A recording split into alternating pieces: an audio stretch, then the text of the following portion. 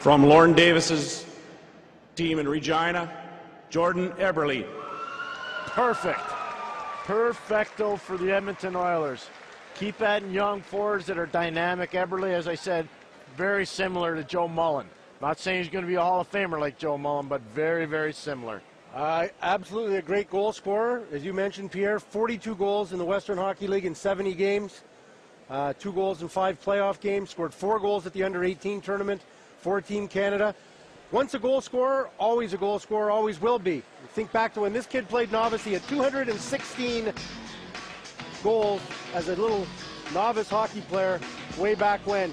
He's got the great moves and does a terrific job. And, you know, he's been a goal scorer right from the get-go. And if you look back on history, you will see it the viz out of from the West Edmonton Mall tournament, the brick tournament. And it was novice player Jordan Eberle scored 3 goals of his 216 that year. And it was against some kid named Steven Stamkos and a team. And they went on to win the brick tournament, did Jordan Eberle's team. And he scored the overtime winner in the championship game, and they got game MVP, and they ended up winning the tournament, and that was to beat Steven Stamkos' team. So what goes around comes around for all these young kids. He's 5'10", 173 pounds.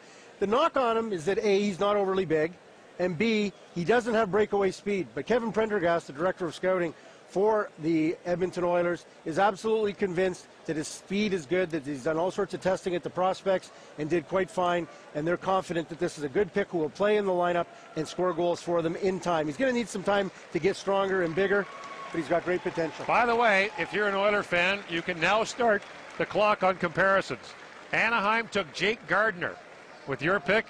You took Jordan Eberle with theirs. So let the comparisons begin down the stretch and see who gets there first. We've seen that before with Edmonton and Calgary. Remember that when they had a little situation going on with Jared Stoll and Matthew Lombardi. They almost had fisticuffs on the draft floor over that one. But so they get their man, and the Oilers, who have been stockpiling as well, good young players. And don't be surprised, by the way, this is only the first round of the night. The rest of the draft goes tomorrow. A lot of talk that the Oilers will be very active in the trade market over the next 24 to 48 hours. Johnny Pitkin and one of those names being Jared Stoll. They've got some assets to move, and so you can see that Jordan and Kevin Lowe are making their way in. So a nice bit of serendipity, James, as on the day they honor Lorne Davis, they take Jordan Eberle. James? Absolutely. And Jordan, I ran into you in the stands before this draft started, and I said, you know, in a perfect world, where would you go?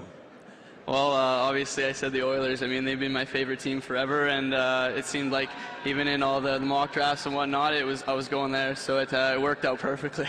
It must be unbelievable. You shook Sam Gagner's hand on the stage. Watching him come in and play last year in the NHL and have an impact as an 18-year-old, did that inspire you that maybe you could do the same? Yeah, obviously. I mean, every 18-year-old in the CHL or even 18-year-olds watch him and see what he can do, and you know, that we feed off it, and you know, if he can do it, why can't any of us? But you know, to step in like that would be amazing, but you know, right now there's a lot of work to do. 14 of 22 Canadians now taken in this first round, Kevin Lowe. You took 3 last year, another one right here. What does it say about Canadian hockey? I think it's alive and well, and I think due to it started with a long time ago with the teams like the Montreal Canadiens, the Toronto Maple Leafs, and carried on to great organizations like the Oilers and Flames and Senators and Canucks. Hockey's great in this country.